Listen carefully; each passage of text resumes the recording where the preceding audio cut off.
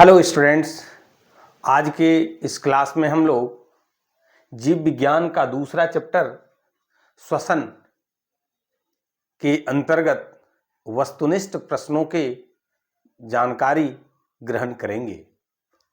आइए तो देखते हैं कि चैप्टर में कौन कौन सा इम्पॉर्टेंट वस्तुनिष्ठ प्रश्न है। यहाँ तक कहिए कि जितना भी वस्तुनिष्ठ प्रश्न बन सका, हमने सारे प्रश्न को आपके सामने लाए हैं, इसलिए वीडियो के अंत तक बने रहेंगे।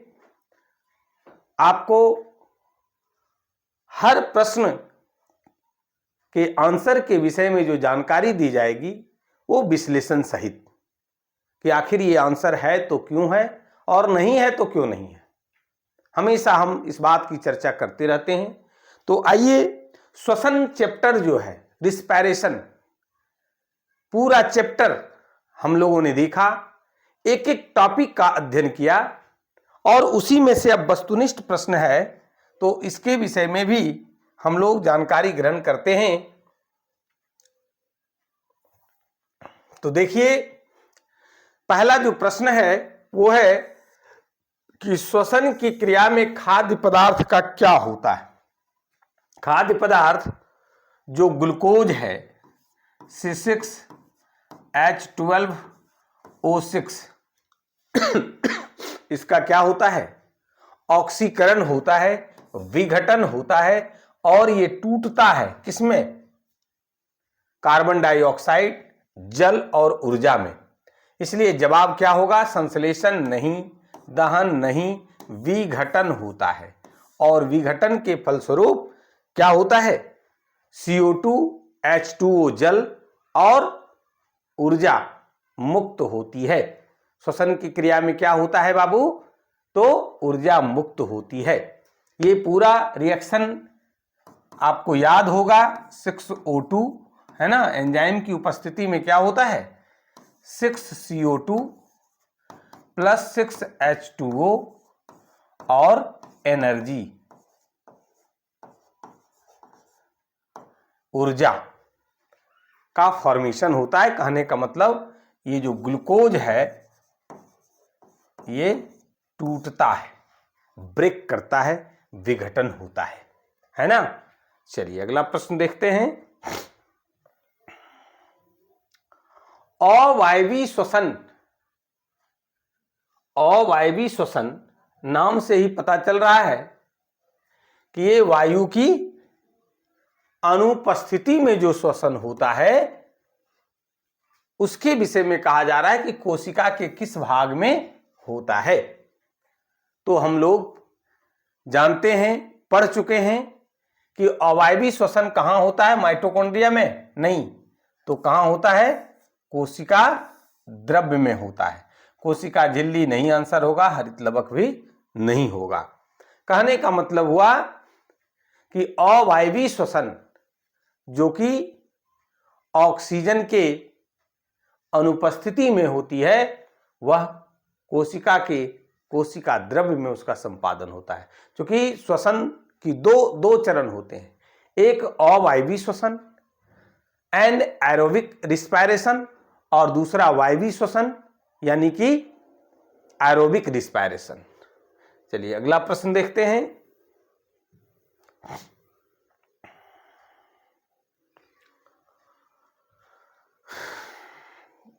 अगला जो प्रश्न है वह है कि मनुष्यों में सांस लेने और छोड़ने की क्रिया को क्या कहा जाता है। तो सांस लेने और सांस छोड़ने की जो क्रिया है, तो मनुष्यों में सांस लेने की क्रिया प्रश्वास, सांस छोड़ने की क्रिया उच्छ्वास, और दोनों मिला करके क्या कहलाता है? श्वासोच्छ्वास कहलाता है। क्या कहलाता है बाबू? श्वासोच्छ्वास। क्योंकि प्रश्वास में क्या होता है? नासिका छिद्र के द्वारा वायुमंडल से ऑक्सीजन लैरिंक्स से ट्रैकिया होते हुए फेफड़ा तक पहुंचता है, जबकि उच्छ्वास में जो फेफड़ा में CO2 आता है कोशिका से ब्लड के माध्यम से, वह CO2 फेफड़ा से, ट्रैकिया से होते हुए, लैरिंक्स से होते हुए नासिका छिद्र के द्वारा शरीर से बाहर निकल जाता है। चलिए आगे देखते हैं कि आणविक ऑक्सीजन के उपलब्ध नहीं होने से ये जो पायरुवेट है इसका परिवर्तन जंतुओं में किस यौगिक में होता है? तो लैक्टिक अम्ल में होता है। किस में होता है बाबू? लैक्टिक अम्ल, इथेनॉल, साइट्रिक अम्ल, ग्लूकोज नहीं। किस में होता है? लैक्टिक अम्ल में होता है। किस में होता है बाबू? लैक्टिक अम्ल में होता है। आगे है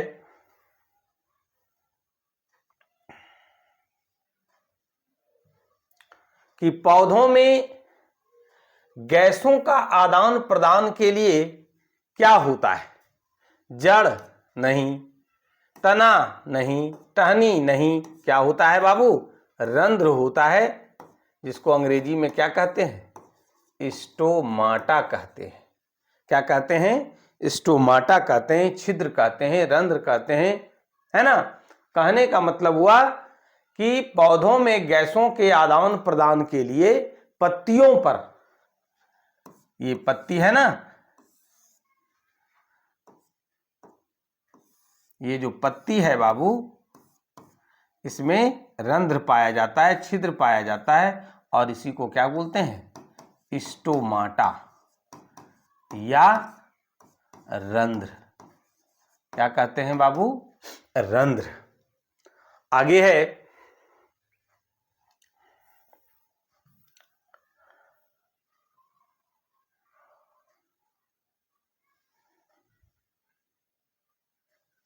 कि निश्वास द्वारा निकली वायु में रहती है। निश्वास कहिए या उच्छ्वास कहिए, है ना। तो उसमें क्या होता है? CO2, जो कि श्वसन क्रिया के फलस्वरूप बनता है, और वह हीमोग्लोबिन से जुड़ करके कार्बोक्सी हीमोग्लोबिन बनता है और ब्लड के माध्यम से फेफड़ा में पहुंचता है, और फेफड़ा से यही निश्वास की क्रिया के द्वारा क्या होता है?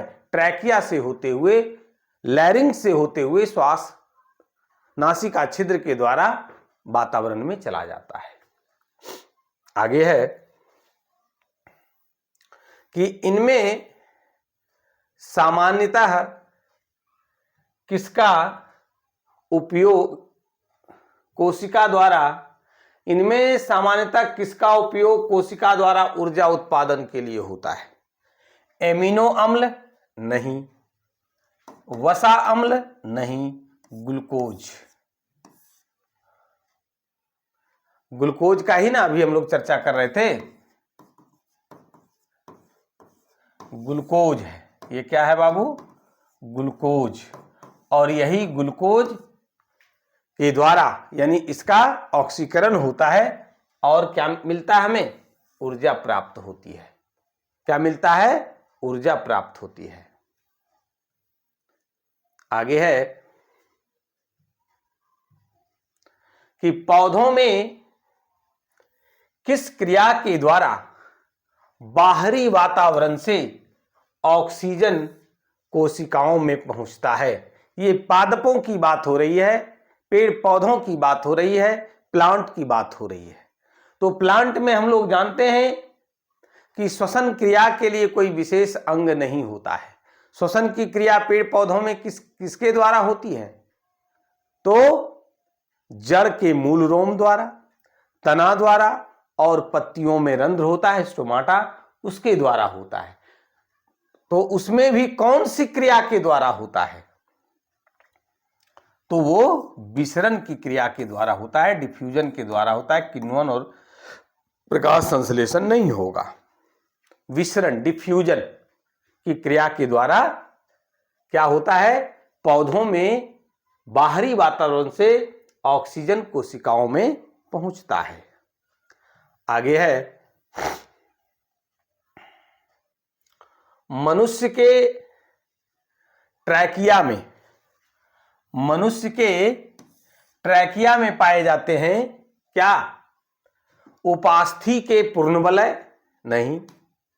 उपास्थि के बने अपूर्ण वलय, ये आपका आंसर होगा। क्यूटिकल के बने पूर्ण वलय? नहीं। क्यूटिकल के बने अपूर्ण वलय? ये भी नहीं होगा। यानी आंसर होगा उपास्थि के बने अपूर्ण वलय ट्रैकिया में होता है ना? ट्रैकिया में क्या होता है बाबू? तो उपास्थि के बने अपूर्ण वलय होता है। चलिए आगे बढ़ते हैं। इनमें किस क्रिया के दौरान CO2 मुक्त होता है? कौन सी क्रिया है?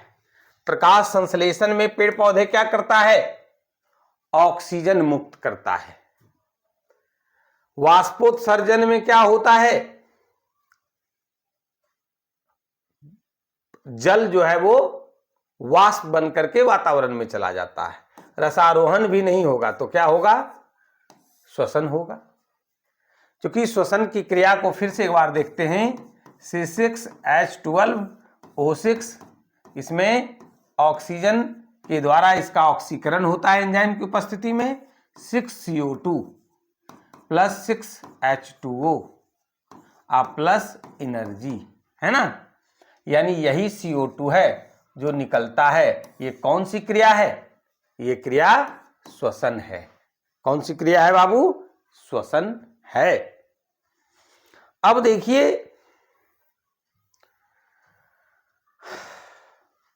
कि ग्लूकोज का, फिर देखिए अभी क्योंकि श्वसन जो है वो ग्लूकोज से ही रिलेटेड है, ग्लूकोज ही टूटता है, तो ग्लूकोज के पूर्ण ऑक्सीकरण से क्या मुक्त होता है?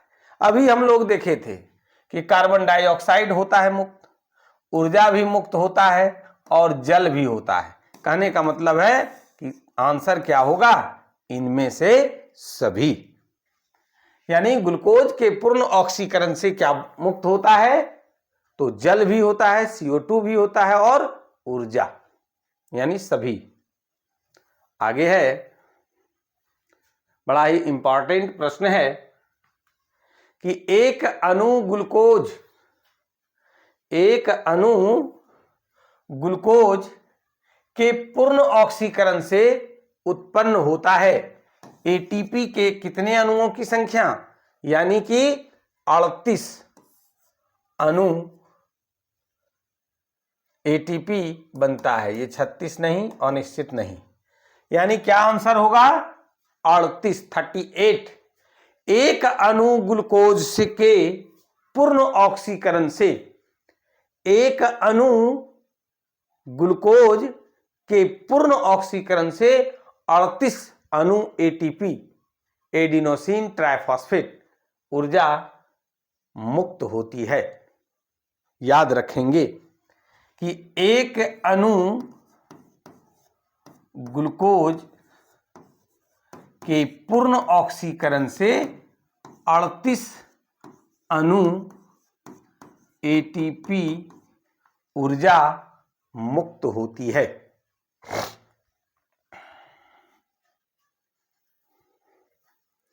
अब है कि एनॉक्सी श्वसन, जिसको कि अवायवीय श्वसन भी कहते हैं, जो कि वायु के ऑक्सीजन के अनुपस्थिति में होता है। एनॉक्सी श्वसन कोशिका के किस भाग में होता है बाबू? माइटोकॉन्ड्रिया नहीं, हरित लवक नहीं, कोशिका झिल्ली नहीं, तो कोशिका द्रव्य में होता है, साइटोप्लाज्म में होता है ना? आगे बढ़ते हैं।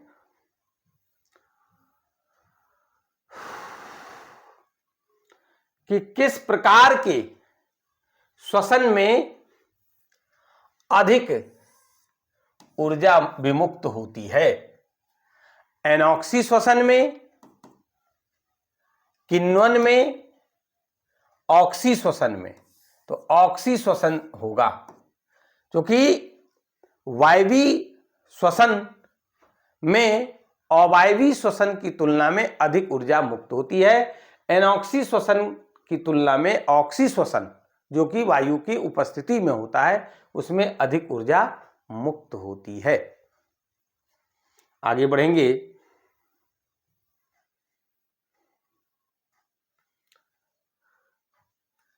एटीपी का पूर्ण विस्तार क्या है? पूर्ण विस्तार क्या है? एडिनोनिन थाइमिन फॉस्फेट नहीं, एडिनिन ट्राइफॉस्फेट नहीं, एडिनोसिन ट्राइफॉस्फेट। ये आंसर सही है, ये भी गलत है। यानी एटीपी का फुल फॉर्म क्या होता है बाबू? एडिनोसिन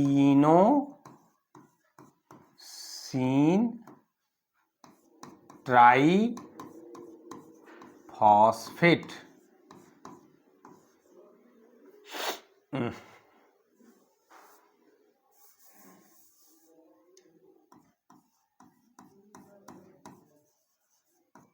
क्या होता है? एडिनोसिन ट्राइफॉस्फेट, याद रखेंगे। ये बड़ा ही इंपॉर्टेंट है। हम लोग टॉपिक जब पढ़ रहे थे तो वहां हम लोगों ने इस बात की चर्चा किया था और आप लोग सीखे थे। चलिए आगे बढ़ते हैं कि किण्वन क्या है? कि किण्वन निम्नलिखित में कौन सी प्रक्रिया है? फर्मेंटेशन। किण्वन निम्नलिखित में कौन सी प्रक्रिया है? ऑक्सी श्वसन है, एनॉक्सी श्वसन है, ऑक्सी और एनॉक्सी दोनों है, ए और बी, और इनमें से कोई नहीं।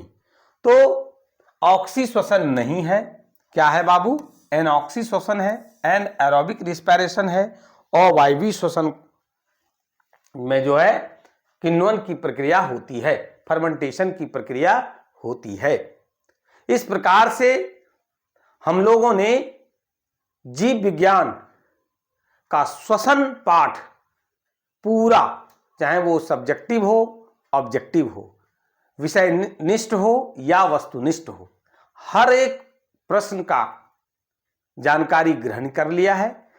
अगर आपको अच्छा लगा हो तो लाइक और शेयर जरूर करेंगे। जो लोग अभी तक चैनल को सब्सक्राइब नहीं किए हैं, चैनल को सब्सक्राइब कीजिए। आज के क्लास में इतना ही। बहुत बहुत धन्यवाद।